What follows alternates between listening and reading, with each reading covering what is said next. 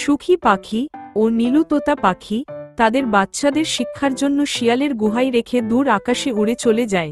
আর এদিকে শিয়াল মজা করে বাচ্চা দুটোকে একে একে খপ্পরে ধরে চিবিয়ে খেয়ে ফেলল পাখির বাচ্চা দুটিকে, কেউ জানলই না।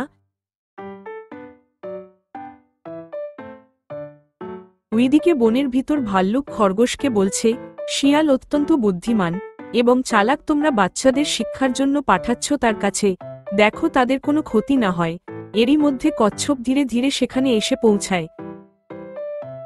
তারপরেও খরগোশ তার বাচ্চাকে নিয়ে ধীরে ধীরে দৌড়াতে দৌড়াতে কাঠবিড়ালির কাছে আসে এবং কাঠবিড়ালিকে ডাকতে থাকে।